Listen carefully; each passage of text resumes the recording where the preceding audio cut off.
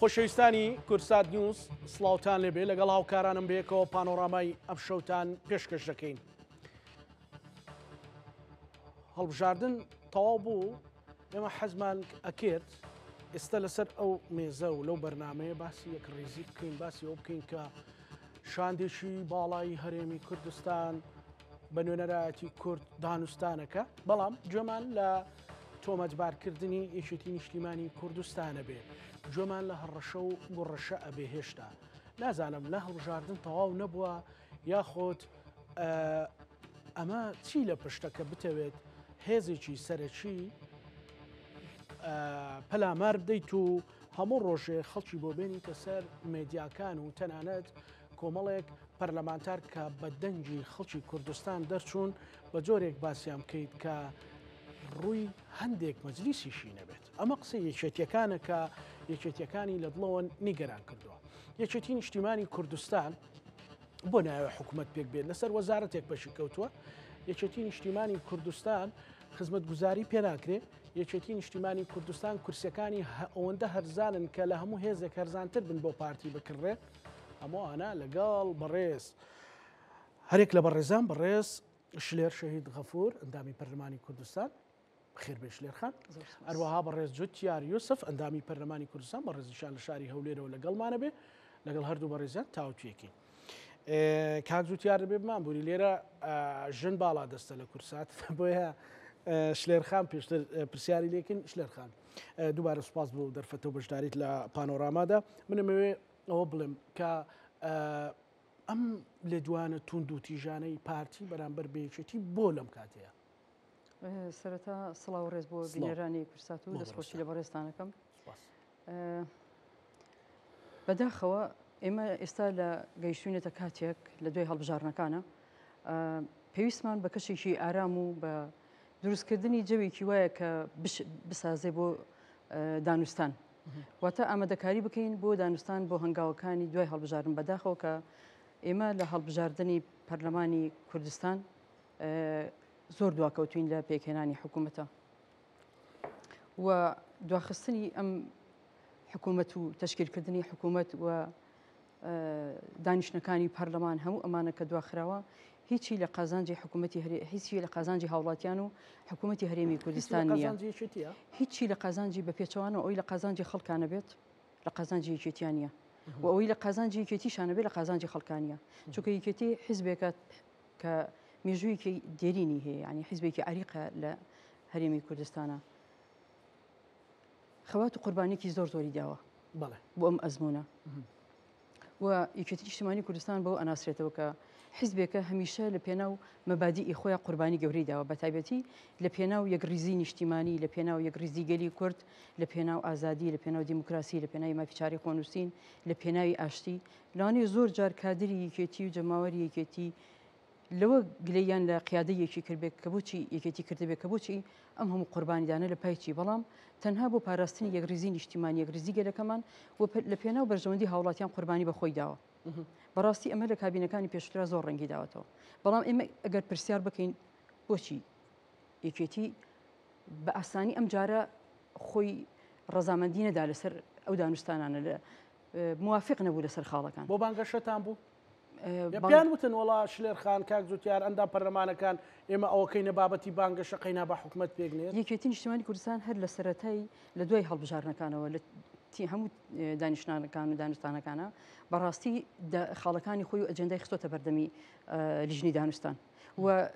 سیاست و خۆی و ئەجەندای خۆی بۆ حکوومەت بۆ حکومڕانی دیاری کردووە و هەوڵیاوە بە تەنسیق و بگاتە ڕێکەوتنێک لەگەڵ پارتی دیموکراتە، بەڵام دانوستان ئەوە نییە کە تۆ هەموو شتێک بەخشی بەرامبەرەکەتی شتێ نەبەخشێ. کاتێک کاڵین دانوستان واتە بە تایبەتی ئەو حیزبی کە زۆرینەی هێناوە نابێت خۆی وا ببینێتەوە لە نقطەیەکی هێزایە و ئەم خۆی بسەپێنێت. کاتێک کە ناتوانێت بە تەنها حکوومەت تەشکیل بکە، خۆی ئەوەندە کورسی نەهێناوە کە بتوانێت بەبێ منەت بەبێ ئەوەی کە مفاتحی لایەنە سیاسیەکانی تر بکات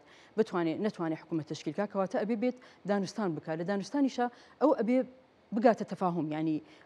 ئەوەی کە ئەگەر کەسێک بەڕاستی لۆمە بکرێ سەرزەنش بکرێ لەبەر ئەوەی کە حکوومەت تەشکیل نەبووە یەکێتی نیشتیمانی کوردستان نییە، بەڵکو ئەو کەسەیە ئەو لایەنەیە کە بڕیاردەرە لە بارودۆخەکە، بڕیاردەرە لەوەی کە ئەتوانێت چ پۆستێک بۆ خۆی چ پۆستێک بۆ خۆی و چ پۆستێک بە بەرامبەرەکەی بەخشێ پارتی دموکراتی کوردستان بە حکمی ئەوەی کە زۆرینی کورسەکانی بەدەستێنەوە و 39 کورسی هەیە بەڕاستی بە حکمی ئەوە ئەو مفاتەحی لایەنەکانەکە ئایا لەگەڵ کوێ حکوومەت تشکیلەکە لەبەرەوە ئەگەر کەسێک هەبێ لەبەر ئەوەی کە حکوومەت تشکیل نەبووە لایەنێکی سیاسی هەبێ کە حکوومەت تشکیل نەبووە و ئەبێ پێی تۆمەتبار بکرێ بەڕاستی یەکێتی نیشتیمانی کوردستان نییە یەکێتی نیشتیمانی کوردستان لە پێناو بەرژەوەندی هاوڵاتیانە بە دڵنیایی ئاشکرا دیارە کە کێیە ڕازی نییە لەلایەکەوە ئەڵێ پۆستمان پۆست و پلە بە ئێلای ئەمەوە گرنگ نییە پۆستی حکومی بەلای ئەمەوە گرنگ نییە بەڵام نایەت بۆ حکومڕانێکی تەندروست بۆ حکومڕانێکی دادپەروەرانە بۆ دروستکردنی بناغەیەکی جێگیر بۆ حکوومەتێک کە حکوومەتی هەر چوار پارێزگاکە بێ کە حکوومەتی هەموو هاوڵاتیان بێ ئامادە نییە سازش بکە لە یەک پۆستی حکومی ئێمە ئەزانین ئەزمونێکی زۆر گەورەمان هەیە لەگەڵ حکومڕانی پارتی دموکراتی کوردستانە یعنی ئەگەر خەتایەکە بێت بڵین کەم و کورتی هەیە لە چی ئەبێ چه خەتابار بکرێ ئەبێ سەرۆکی هەرێم خەتابار بکرێ ئەبێ سەرۆکی حکوومەتی هەرێمی کوردستان خەتابار بکرێ نەهامەتیەکان و گلەییەکانی خەڵک ئەگەر حکوومەتەکانی پێشووتر کە هەمووان ئەزانین کە هیچ کەسی ڕازی نەبوو لەو حکوومەتانە بەڕاستی پشکی شێر بۆ حکوومەتەکە و بڕیاردەری حکوومەتەکە بڕیاردەری زۆرینی دەسەڵاتەکان لە لای پارتی دموکراتی کوردستان بووە ئەوان سەرۆکی هەرێم بوون بۆ چەند کابینی پێشوو ئەوان سەرۆکی حکوومەت بوون ئەوان بە بەردەوامی سەرۆکی هەرێم بوون و ئەوان ئەوە بۆ 8 ساڵ بۆ 10 ساڵ بۆ 10 ساڵ ئەوان سەرۆکی حکوومەتن پێم ناڵێ ئەم ئەزمونەی ڕابردوو ئێمە یەکێتی نیشتیمانی کوردستان لە دوای ئەوەی بە تایبەتی لە کابینەی نوێمە کە زۆر ناڕزاییمان دەربڕی خودی هەواڵ کاقوبات 3 جار بایکۆتی دانیشتەکان کرد لە دوایین دانیشتان نزیکەی 8 مانگی پێچوو لەبەر چی لەبەرەوەی بەردەوام ناڕازی بووین لەو ئەدای حکوومەتە ڕازی نەبووین لەو فەرق و جیاوازی کە ئەکرێ لە نێوان شارەکانە لەو فەرق و جیاوازی ئەکرێ لە نێوان هاوڵاتیانی پارێزگایەک و هاوڵاتیانی پارێزگایەکی تر لە پرۆژەکانە ینی جیاوازیەکان وا هاتبووە خوارەوە بۆ یاستەوەی کە فەرمانبەرێک مۆزەفێک مامۆسایەک ئیشێکی بەسیتی هەبووە بۆی بگاتە هەولێر لە هەولێر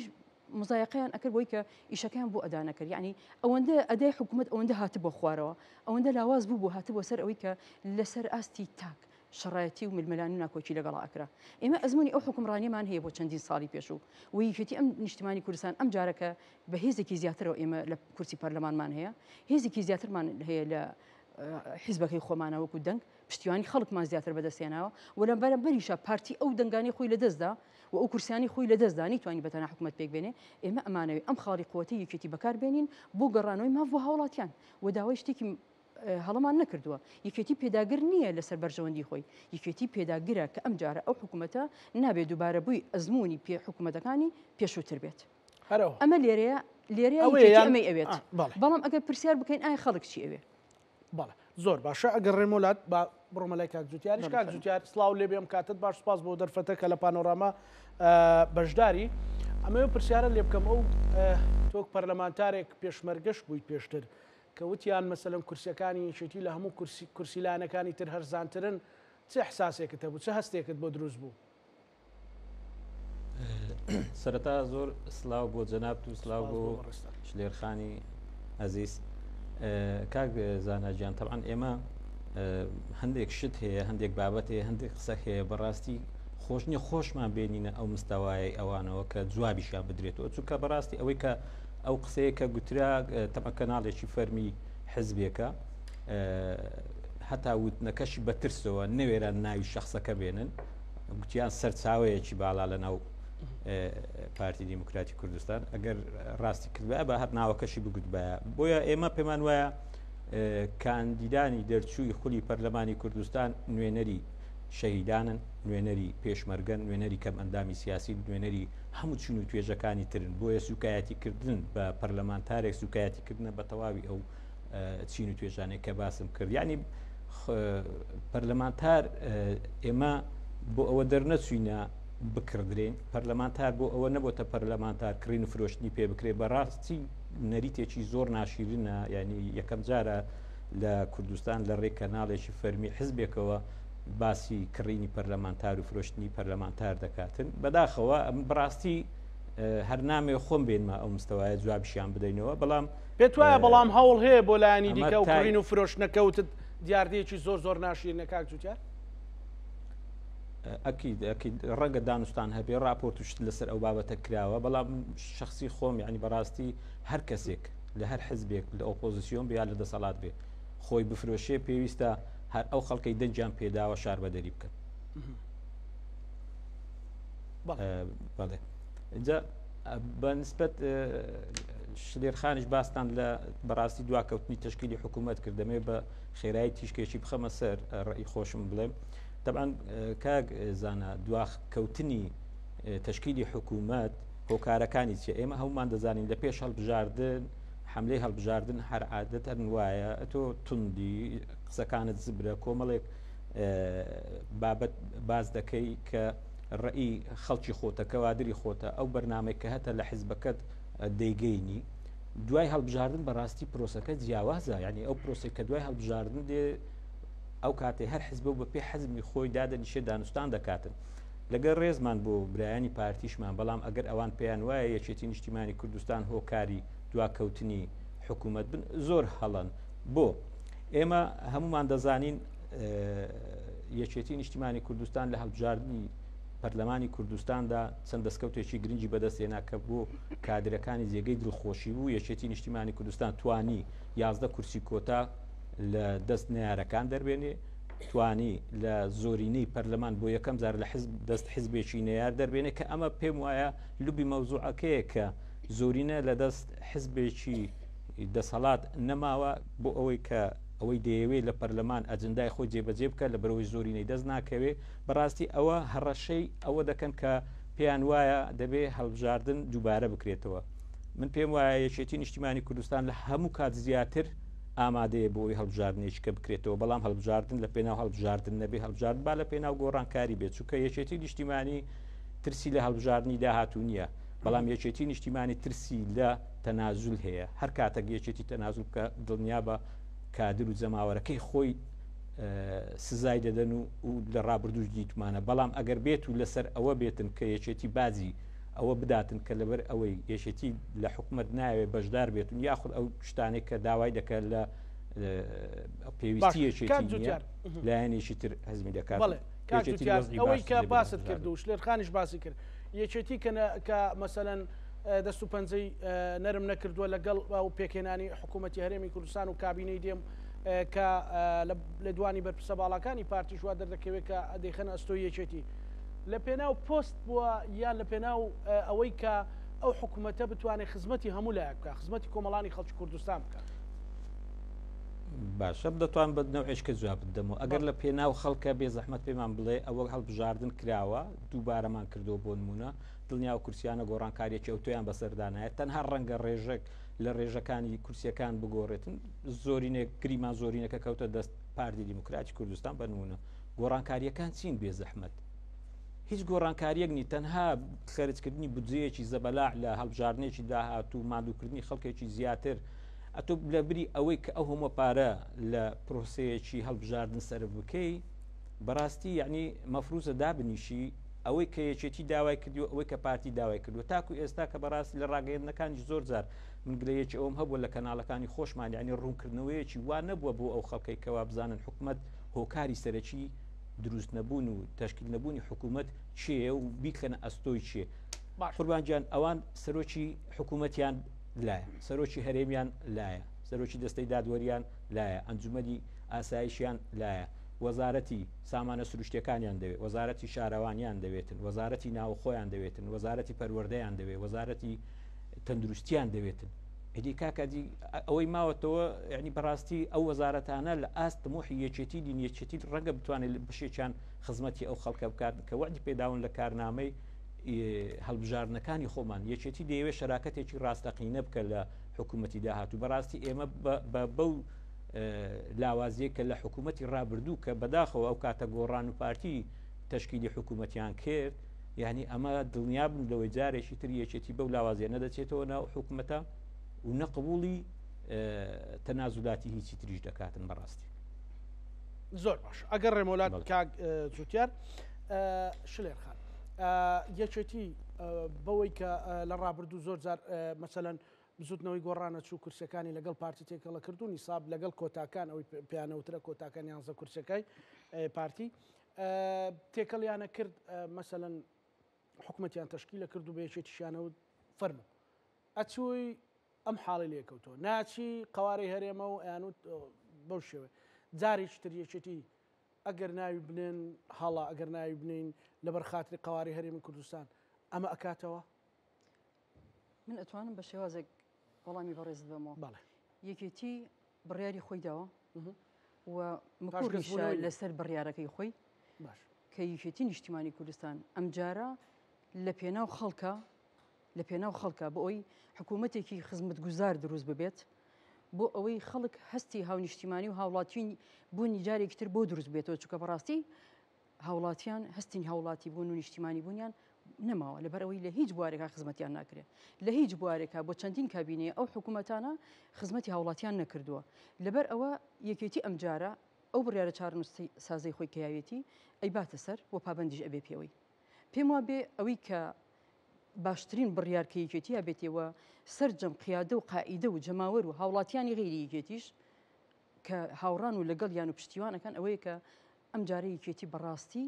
لە سنگەری خەڵکە وکو هەموو جارەکانی تریش بە هەمان شێوە بەڵام ئەم جارە وەکو باسم کرد لەبەرەو یەکێتی خۆی قووەتێکی زیاتری هەیە ئەم جارە بە تایبەتی لە دوای 2009 یەکێتی بەڕاستی بەهۆی ئەو لە دوونە گەوری کە دروست بوو ئەو هێزەی نەما جەنابیشت ئاماژە پێدا کە لەگەڵ پارتی دیموکراتی کوردستان لەگەڵ گۆڕانە حکوومەتی تەشکیل کرد بەڵام نەک هیچی لێ سەوز نەبوو هیچی لێشین نەبوو بەڵکو ئەوەی چۆنەی ئاگری لەو خەرمانەش بەردا کە پێشتر دروست بوو لە 2014 بە تایبەتی خەڵک ئارامی و خۆشگوزەرانی نەبینی لە ژیانی خۆیان خەڵک لە هیچ سێکتەرێکە نیچوانیەوە بە ئاهی دڵی خۆی ئیسراحەت بکاو لە من ئەمڕۆ ئیسراحەتێکم کرد ئەمڕۆ مناڵەکەم خوێنێکی باشی وەرگرت ئەمڕۆ نەخۆشەکەم تەندروستێکی باش چاودێری کرا ئەمڕۆ کوڕەکەم کچەکەم تەخەروجا هەلێکی کاری بۆ دروست بوو و کەم و کورتیانی خەڵک بە ئێوەی یەکێتی گەیشتووە تا شەڕی لەسەر بکەن بە دڵنیایی ئێمە شەڕمان بۆ ئەم خزمەت گوزاریانەیە ئێمە بویە ئەمانەوێ ئاودانکردنەوە وەربگرین لەبەروی بتوانین بە یەک چاو لە دهۆکەوە هەتاوەکو مەدەلی و خانەقین تەماشای هەر هەمووی بە یەک کوردستان ببینین هەر هەمووی بە زۆنی دەسەڵاتی خۆمانە بینین و هەمووشی بە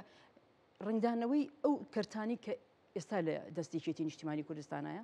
متابعەیەشی بکەن هاوڵاتیان بەراوردێک بکەن ئەوانی کە لە دەستێکێتی نیشتیمانی کوردستانایە لە کابینی پێشوە بەراوردی بکەن لەو سێکتەرە لە چ دەبە لە هەر هەموو شارەکان بزانن چۆن بە هاوسەنگی بەڕێکوپێکی خزمەت کراوە هەموو یەکو یەک بەبێ جیاوازی بەڵام بڕۆ لە کەرتەکانی تر تەماشاکە لە کەرتی تەندروستی لە کەرتی پەروەردە لە کەرتی ئاوەدانکردنەوە بڕۆ وەزارەتی دارایی ئادی ئەتوانین پێمان بڵێ یعنی ئەتوانین پرسیار بکەین و بابزانین چیمان پێڵێن ئایا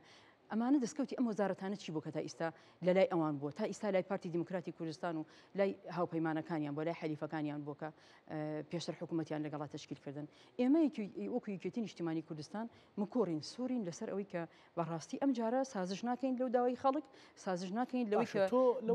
بۆ هیچ شتێک سازش ناکەین لەوەی کە پاشە کشە بکەین بەڵام ئامادەی دانوستانی ئامادەی دانوستان تۆ لەو خۆت هەم مامۆستابووی هەم کادری هەم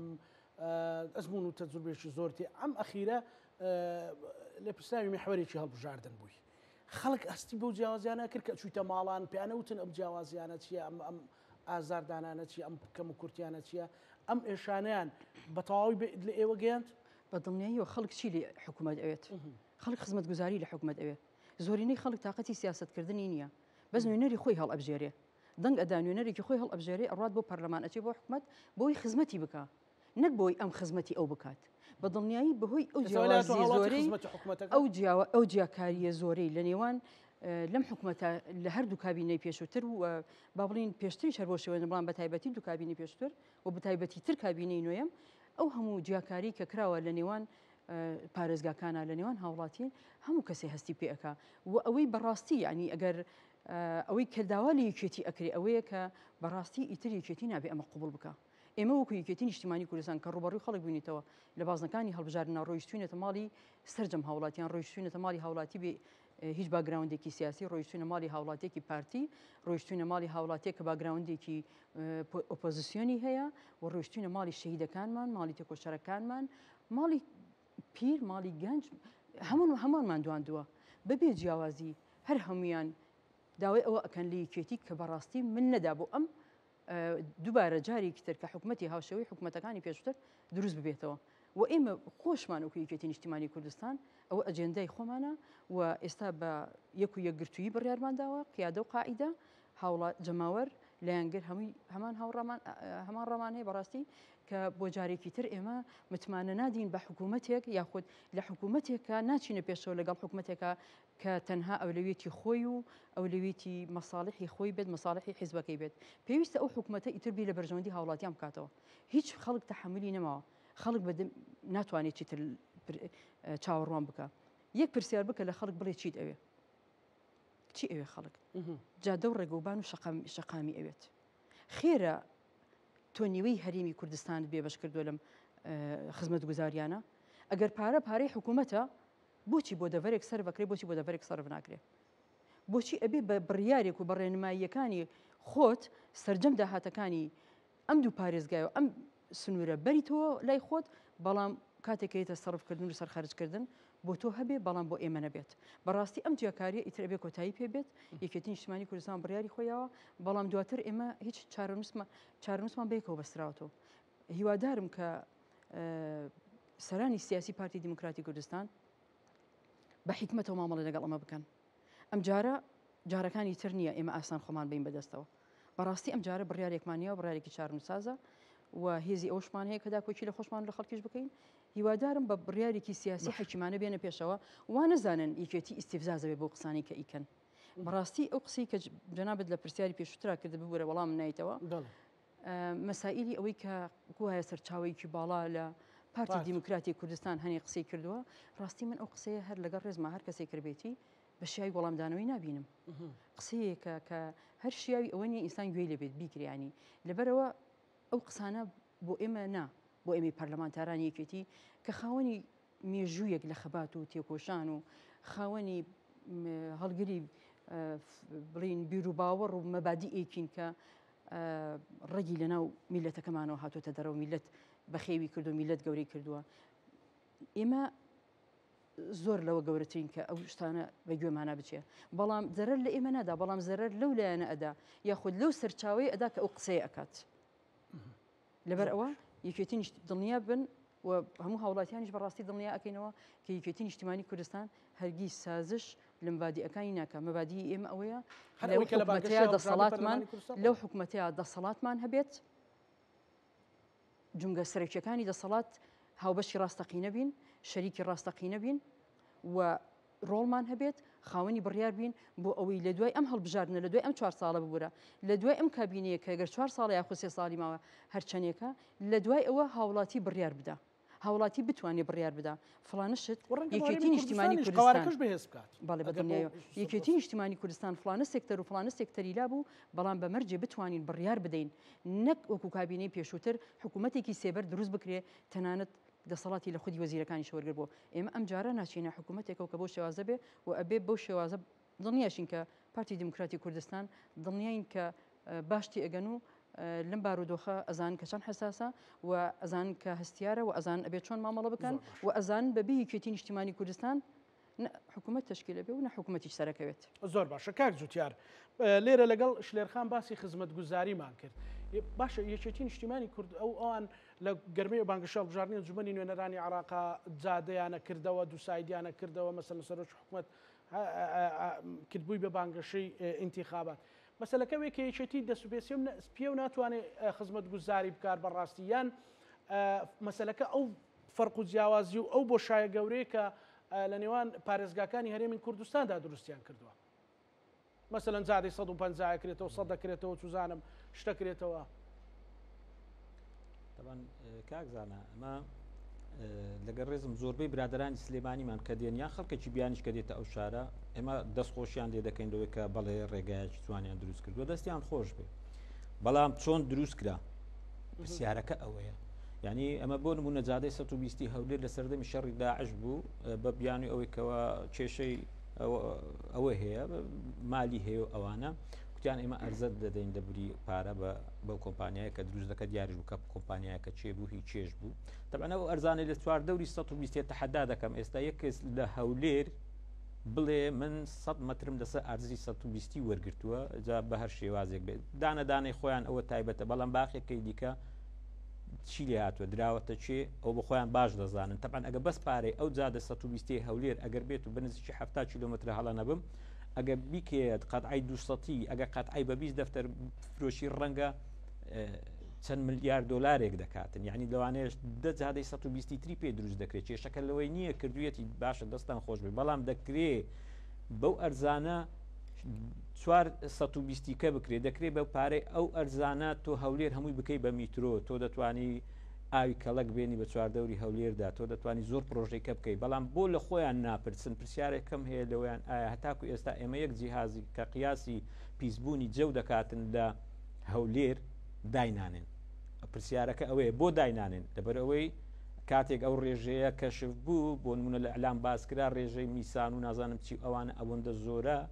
دەبێ مەسپاکانیان دابخەن هەتاکو ئێستا من سەردانی ئەوەی ژینگەم کرد پێم کوتم باشە دەمەوێت داتایەکم بدەنێ ئێوە لەسەر ژینگەی هەولێر یعنی باوەڕکە یەک داتایان لا نەبوو بمدەنێ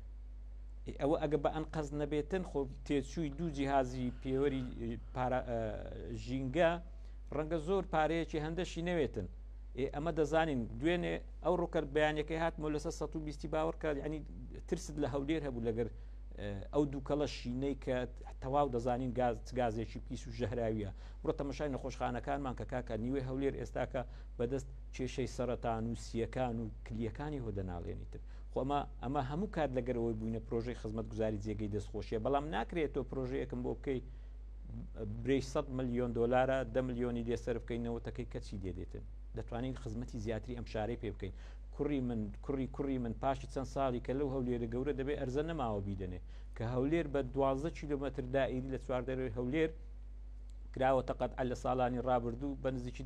ڕەنگە 10 ملیۆن قەتعی تێبووە ئێستا ئەگەر هەر قەتعەکی بدەنە هەر ماڵێک لە کوردستان بەشی هەموو ماڵێک دەکات دەی ئێستاکە لە 10 بەشی شاری هەولێر 8 بەشی بڕۆپی لە بزانم ئەرزەی وەرگرتووە تەبان تەخشان و پەخشانی ئەرزەکان لە هەولێر زۆر لە لولەنەوتەکان زیاترە کاکزانە خەڵک ئاگداری هەندێک شت نییە ئێمە لە ناو هەولێرین ئێمە دەزانین چ دەگوزارێتن چێش دەڵێ وانە بە بێتن ڕۆژێک لە بەرنمەکەی تۆ هەتا پێی بڵێن چیە ئێستاکە هەر لە منتیقە سناعیەکەی هەولێر بەرامبەر ماڵی کاگنێچی سیرکە باوەڕکە چەند شوێنێکیان دابڕیوە هەر یەکە و کوڕی بەرپرسێک دای بڕیوە یەکێکیان گەراجەکانی بە 8 دەفتەر دەدا ئەوەکەی تر کردوێتە دوکان و دوکانی بە 6 دەفتەر دەدا ئەرێ ئەو پارە بۆ چێ دەچێت جوابمان نییە ئەرێ ئەو پارە بۆ ژیرفانی چێە کەس نازانێت یعنی حکوومەتی هەرێم یەکێک لەو ئامانزانەی کە دەیوێ بیپێچێ ئەوەیە کە حکوومەت بە کاربەڕێکەر بڕوە لەبەر ئەوەی ئەگەر کاربەڕێکەر کەس چاودێر نییە بەسەر ئەو حکوومەتە کەس ئاگای لە داهات نابێت کەس ئاگای لە خەرجیەکان نابێتن یعنی هەموو ئەو شتانە ئەو پرۆسانە یەک لە ئامانجەکان ئەوەیە ئەگەر ئەوە نییە ئەومە باش دەزانین ئەگەر ئەتوسبێنێکە بڵێ ئەمن هەڵبژاردن دەکەم کۆمیسیۆنی عێراق تا مانجی یەک مۆڵەتی نوێ دەکرێتەوە کاتێک کە دووبارە دەنجی پێ دەدرێتەوە دەبێت پەرلەمانی عێراق دووبارە دەنجی پێ بداتەوە ئایا پەرلەمانی عێراق تا ئەو کاتە تەشکیل دەبێت تەشکیل نابێت ئایا چێ دەڵێ ئەویش دەمانگ ناڕوە پاش دەمانگەکەی کە نوێ بۆ اینجا دەبێت جارێکی تر 6 مانگ پێش و تر تەکلیف لە کۆمیسیۆن بکرێتن بۆی ئامادەکاریکە بۆ هەڵبژاردنێککە یعنی حکوومەتەکەمان مەبەست لێرە ئەوەی کاک جوتیار پرۆژەیەک دەکەن و لە تەنیشتی شەوە تاڵانیەک هەیە بەڕاستیەوە نەگرێت لە تاڵانی زیاتر نازانیاوی چی لێ بنێت کاک زانەجیان خۆزگە لە هەولێر گوزارێک دەکەی خۆزگە ئەوانەی سلێمانی حتمما ئەم تاکید بچکە زۆر لە هاوڕێکانم زۆر جار دەڵێن ئەم ڕێگەواوە کاکە ئەمە قەت دژی حکوومەت نیم لە پرۆژەیەکی جوان و چاک کە بیکە بەڵام کاکە دەبێ بزانین چۆن کرا ئەو ڕێگای تۆ بە 10 ملیۆن دلار دەکرێتن تۆ بچی 200 ملیۆن دلار لەسەر خەڵکی ئەو شارە حساب بکەی ئەوە کێشەکەیە ئەی ئەوە تاڵانی نەبی چییە ئێستا کات زۆربەی تەندەرەکانی ئەو سنوورە تەندەری تەنفیز مباشری پێ دەکرێت یعنی ئێستا کە هەر ئەو ڕێگەی گۆمەسپان بڕۆ پرسیار کە بزانە چۆن دروست کراوە یعنی ئەو پارێکە لە تەندەرەکەی یەکەم جار بۆی دانراوە ئەو تەخمینێکە بۆی کراوە هەر ئەو پارەی دراوەتێ یان ئێستا بۆتە چەند یعنی هەموو ئەو شتانە جێگومانیە بۆیە ئەمە پێمان وایە دووبارەکردنەوەی هەڵبژاردن هیچ لە مەوزوعەکان ناگۆڕێتن بۆ داپۆش لە بانگەشەی هەڵبژاردندا کە بە ڕێزکاک جوتیار تا چەند فەرق و جیاوازەکان یان جیاوازەکان بە عەلەنی دیار بوون لە نێوان پارێزگاکاندا ببوورە مەخبەستت لە جیاوازیەکان مەسەلەن دەیانگوت ئەمڕۆ ڕێگەی گۆمسپان دەکرێتەوە ئەمڕۆ فلان دەکرێتەوە بەس دەیانگوتە ها ئەگەر ئێمە دەنگمان پێ بدەن لە سلێمانی ژوا دەکەین و خزمەت گوزاری لەوێنی و ئەوانە ئەنیە هەستان پێ دەکرد کە حکوومەتێکی سەر تاسەری نییە کاکزانە ئەمە طبعاً ئەم بایەک نمونەی بچوو کرد لە بۆ باسکەم لەسەر ئەو بابەتە ئەوان باسی ئەوە دەکەن کەەوە پارێزگاکان لەسەر بودجەی پەرەپێدانی خۆیان خزمەت گوزاریەکان پارێزگاری هەولێرەکە هەڵە نەبم 1300 پرۆژەی ڕاگەیان گویا لە سەر بودجەی پارێزگاکان کراوە باشە پرسیاری من ئەوەیە ئەگەر 1300 کراوە بێ زەحمەت کۆیە سەر بە ئێوەیە ئەگەر جیاوازی بیرکردنەوەی حزباتی نەبیتن کۆڵانەکانی تەختەق تەمەشاکە هەمووی تاکو ئێستا خۆڵە تەمەشا دەکەین یەک ڕێگامان هەیە لە سکتان لە بۆ هیران 7 کیلۆمەترە ئەوە 3 ساڵە بودجەی بۆ سەرف ناکرێتن یعنی ئەگەر جیاواز ئەگەر ئەتۆ جادەیەکت پێ دەکرێت لە ماوەی چەند مانجێک 20 کیلۆمەتر 30 کیلۆمەتر هزاران مەکائینی بۆ دەنێری ئەگەر ئەتۆ نیەتی پاچی خۆت هەیە لە حکومداری ئەگەر حکوومەت باوکی میلەتە ئەگەر حکوومەت بێ جیاوازیە دەی فەرمو ئەوە جیاوازیەکە بۆ جوابمان نادەنەوە طبعاً جیاوازی دەکرێت هەر کاتێک هەر حکوومەتێک جیاوازی کرد لە بینی زۆنێک بۆ زۆنێک لە بینی کۆڵانێک بۆ کۆڵانێک باوەڕکە ئەوە حکوومەتی ملت نییە کە ئەگزانە هەندێک شت هەیە یعنی بەڕاستی زۆر کەمە باسیشی بکەین ینی کۆڵان هەبووە قیرتاو کراوە دوو ماڵی سەرەوەتر لەبەرەوە یەکێتی بوونە لەو هەولێرە قیڕەکەیان ڕاگرتەوە کتویانە ئەمانە نایانێ پێویست ناکە یعنی ئەتوەرە بێ ئەو حیساباتە لەگە خەڵکی یەکێتی و غیرە پارتی بکەی خۆشەرنیار یەکێتی ڕەنگە حیزبەکانی کەس ئەو کێشانیان هەیە بۆیە یەکێتی پێی وایە دەڵێ ئێمە ڕوون و ئاشکرا دەیڵێن ئەگەر لە حکوومەتێک هاو بەشێکی ڕاستەقینەینە دێنە حکوومەت ئەگەر لە حکوومەتێک بزانین شەراکەتی ڕاستەقینە نییە بڕۆن ئێوە بۆ خۆتان حکوومەت تشکیلکەن بزانین چۆن تشکیلی زۆر باش زۆر باش جوتیار شلێرخان لەم ڕۆژانە باز لەوە کرێت کە هەندێک هێزی دیکە دەچن نیساب تەواو دەکەن و ئەم ڕۆژ کاک علی حوسێن بۆ بزانام لێ دوانێکیدا بوتی نیەت هەیە نێتیان بەرەو ئەوەی بێن لەگەڵ ئێمە حکومەت پێک بێنن پارتی دەیەوێت سیناریۆ ڕابردوو لەگەڵ یەکێتی دووبارە بکاتەوە لە حاڵێکی وەهادا چه حکومەتێک پێک دێت بۆ خەڵکی کوردستان ئەمە دیسان هەر کەسێک بیکات تەنانەت ئەگەر یەکێتیش بێ بەبێ ئەو پرەنسیپان و مەبادیئانەی کە باست کرد غەدر لە خەڵکی کوردستان ناکات وڵا بە دڵنیاییەوە گەورەترین غەدر ئەکرێەوە پێشتر ئەزمموی ئەو شێوازە لە حکومڕانیە هەبووە بەڕاستی و ئەنجامی ئەوەی ئەم ئەنجامی کە ئیستایی بینین لە حکومڕانێکی سەرنەکەوتوو ئەنجامی ئەو جۆرە بیرکردنەوەیە یعنی ئێمە پرسیارەکەین ئایا ئەگەر بۆ نمونە هێزی سێم نەوەی نوێ باشە 15 کورسی هێناوە هێزی نەوەی نوێ لەگەڵ نەوەی نوێ تشکیل حکوومەت تشکیلەکە ئەی خۆ ئێمە هەمومان لە بیرمانە کە نەوەی نوێ مەرجی بۆ چوونە ناو حکوومەت ئێمە بەشداری حکوومەت ناکەین بەڵام تەنها بۆ مەرجە ئەچینە حکوومەتەوە کە سەرۆکی حکوومەتی ئێمە بێ و وەزارەتیش بە کاملی بمانەنێ چەند وەزارەتێکمان بنێ لە وەزیرەوە هەتاوەکو خواری خوارەوەهی خۆمان بێ ئایا پارتی دموکراتی کوردستان کە ئێوە لەگەڵ نەوەی نوێ بۆ نمونە هێزی سێمە دروستی بک حکوومەت تشکیل بکە ئایا ڕازی ئەبێ بە مەرجەکەی ئایا نەوەی نوێ پێداگیرە لەسەر مەرجەکەی خۆی کە پێشتر دایناوە یاخودنا ئەگەر هەریەکێک لەوانش هەریەکێک لەو زەحمەتە ینی مەحاڵە جێبەجێکردنی ئەو شتانە ئێمە ئەزانین واقعەکەی خۆمان ئەبینین واقعی کوردستانە بینین واقعی سیاسی بینین واقعی ئەحزاب بینین خۆشمان ئەبینین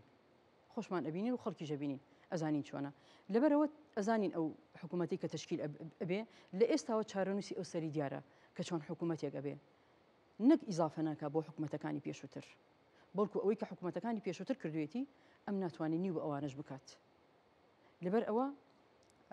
جوانترین شت ئەوەیە بۆ حیزبی زۆرینە کە زۆرینەیەشی هێناوە جوانترین شت وەکو هەموو ئەو وڵاتانە یاخود هەموو ئەو حیزبانی یاخود هەموو ئەو سەرکردانەی کە بەدەم بەڕاستی لەگەڵ خەڵکەکانی خۆیانان و بەڕاستی ئەیانەوێ خزمەت بکەن بێن مرونەت بنوێنن مرونەت بنوێنن لەگەڵ ئەو لایەنی کە ئەتوانن حکوومەتی لەگەڵا ئیدارە بدەن مرونەت بنوێنن بەرامبەر بەلایەنێکی سیاسی کە ئەتوانێت هێز و قووەت بێ بۆ حکوومەتەکە ئەگەر هێز و قووەت بدرێ بە یەکێتی نیشتیمانی کوردستان لەو حکوومەتەدا بۆ تشکیلی حکوومەت هێز و قووەت ئەبێ بۆ حکوومەتەکە کە ئەگەر هەر کەسێک بێ سەرۆکی حکوومەتەکە بێ هەر کەسێک سەرۆکی حکوومەتەکە بێ